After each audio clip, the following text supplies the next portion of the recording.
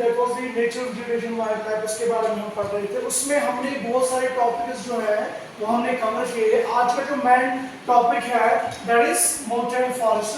सबसे पहले you should know that कि अगर हम किसी भी जगह की वेजिटेशन की बात करेंगे that depends upon the two factors. The one factor is rainfall and the other factor is sunlight, है ना, टेम्परेचर। मतलब टेम्परेचर और रेनफॉल जो है वो वेजिटेशन के लिए बहुत ही इंपॉर्टेंट है। देखो माउंटेन्स एरियाज में आपको पता है जितना आप ऊपर जाओगे उतना क्या हो जाएगा, जो टेम्परेचर है वो डिक्रीज हो जाएगा। Increase height, there will be decrease in the temperature, right? In mountainous areas, there is a decrease in temperature with increasing height, which leads to the corresponding change in the natural vegetation. बिल्कुल सी बात है कि जितने आप height पे जाओगे जो temperature है वो डिक्रीज हो जाएगा, उसी के साथ साथ जो वेजिटेशन है उस पे भी इम्पैक्ट पड़ेगा, वो भी चेंज हो जाएगी, है ना, विद हाइट। तो इसीलिए जो माउंटेन्स फॉरेस्ट है they are different then rest of the types है। अगर देखेंगे यहाँ पे wet temperate type of forest देखने को मिलते हैं। These are found between 1000 and 2000 meters, right? 1000 से लेके 2000 meters तक जब आप हाइट पे जाओगे you will find the wet temperate type of forest। उसके साथ in between 1500 and 3000 आपको मतलब मिलेंगे वहां पे टेम्परेट फॉरेस्ट, ठीक है। तो सिंपल सी बात है, अगर आप 1000 से लेके 2000 मीटर तक जाओगे आपको wet temperate type of forest मिलेंगे, लेकिन if you go 1500 to 3000 metres you will find temperate forests are found. इसके साथ साथ इसमें डिफरेंट ट्रीज पर जैसे पाइन है, देवदार है, सिल्वर फर है, राइट, एक्स्ट्रा बहुत सारे प्लांट्स हैं वो पाए जाते हैं डिफरेंट पर।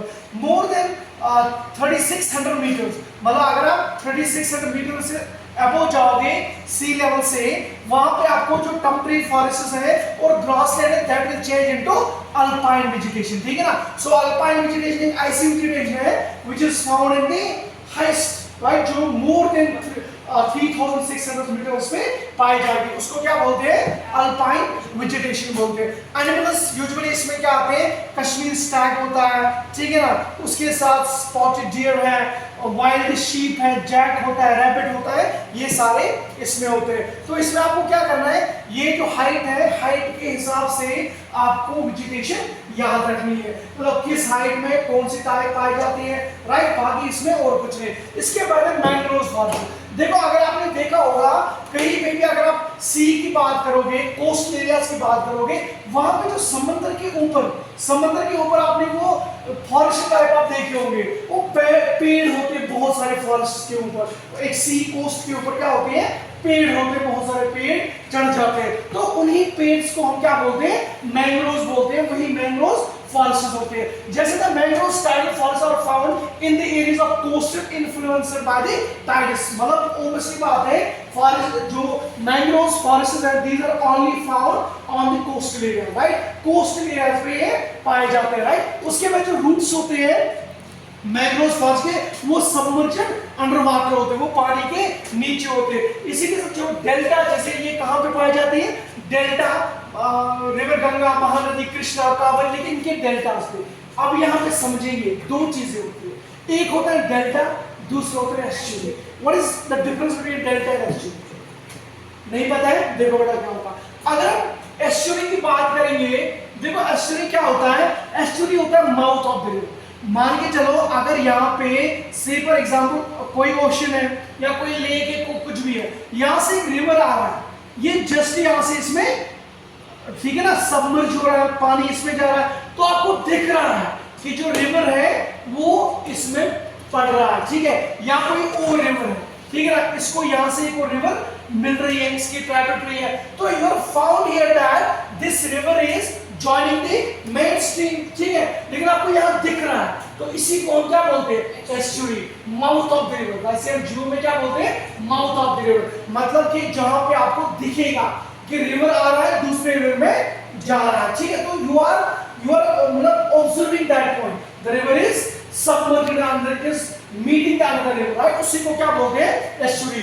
डेल्टा होता है जहां पे डेल्टा में डिफरेंट टाइप्स के होते हैं, जहां पे अगर आप देखोगे जो रिवर कोई फ्लो करेगा फिर अचानक से मतलब उसकी जो लेंथ है ऐसे बढ़ जाएगी, मतलब रिवर जो है ये यहाँ से इसका एक पर्टिकुलर, जैसे सिंपल सी बात करूंगा, अगर कोई पानी जो है वो बह रहा है, ठीक है ना, वो एक पर्टिकुलर चैनल में बह रहा है, एक ड्रेनेज, प्रॉपर ड्रेनेज सिस्टम है, ठीक है ना, ये एक ड्रेनेज सिस्टम है, यहाँ पे इसमें पानी बह रहा है, ठीक है ना, तो पानी क्या करेगा, वो सीधे बह जाएगा, लेकिन जो यहाँ पे पहुंच गया, यहाँ पे जो चैनल है ये खत्म हो गया, अब पानी थोड़ी ऐसे चलेगा, ये क्या करेगा, फैल जाएगा, तो पानी ऐसे चलेगा, तो दैट मींस ऐसे चलने को पानी को ही डेल्टा बोलते हैं। मतलब पानी जो है एक पर्टिकुलर एंगल में आ रहा है, पानी एक पर्टिकुलर चैनल से आ रहा है, वो सीधे चलेगा, लेकिन जब आगे चैनल खत्म हो गई, पानी क्या हो जाएगा, फैल जाएगा, समझो वो एक डेल्टा टाइप बना देता है। तो अगर आप बात करोगे ये हमारे वेस्ट ईस्टर्न घाट से, ठीक है ना, और ये क्या है, वेस्टर्न घाट है, तो कौन सा पोर्शन जो है वो डेल्टा बनाता है, कौन सा एस्चुरी बनाता है, बताओ।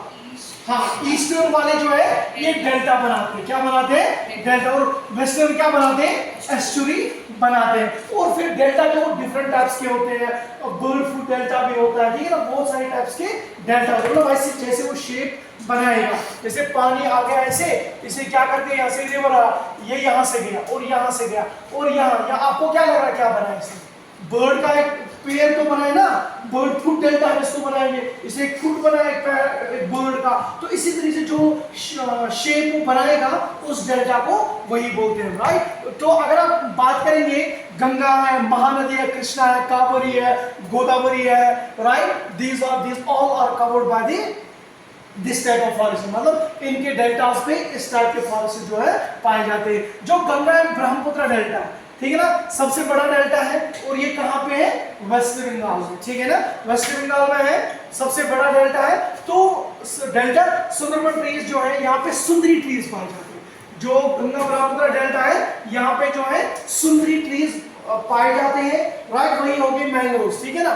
तो आर फाउंड विच प्रोवाइड, जो इनको टिम्बर देता है, पाम और कुछ उसके अलावा कोकोनट ट्रीज भी यहाँ पे पाए जाते हैं। रॉयल बंगाल टाइगर जो है is a famous animal in this forest, यहाँ पे रॉयल बंगाल टाइगर जो है it is found in the mangrove forest. उसके अलावा क्रोकोडाइल्स है, ठीक है, स्नेक्स है जो यहाँ पे पाए जाते हैं। तो सिंपल सी बात है, जब भी हम वेजिटेशन की बात करेंगे, so it depends upon the two factors which is temperature and second one is rain, right. So जितना टेंपरेचर कम होगा उतनी वेजिटेशन जो है वो कम हो जाएगी। जैसे अगर हम डेजर्ट्स की बात करेंगे, वहां पे आपको कैक्टस दिखने को मिलते हैं, राइट, क्योंकि उनको जो पानी है कम चाहिए होता है। उसके अलावा आपको डेजर्ट एरिया में कुछ ऐसे पौधे मिलते हैं जिनके ऊपर कांटे होते हैं, जिनके ऊपर कांटे होते हैं, because of lack of water, ठीक है ना, पानी की कमी की वजह से। तो इसीलिए आपको इतना ही याद रखना है, there are only two factors which are responsible for the any type of vegetation, that is the temperature and rainfall. जितना अच्छा टेंपरेचर और रेनफॉल होगा उतनी अच्छी खासी वेजिटेशन होगी। तो इंशाल्लाह कल हम जो है इसका जो वाइल्ड लाइफ का पोर्शन है वो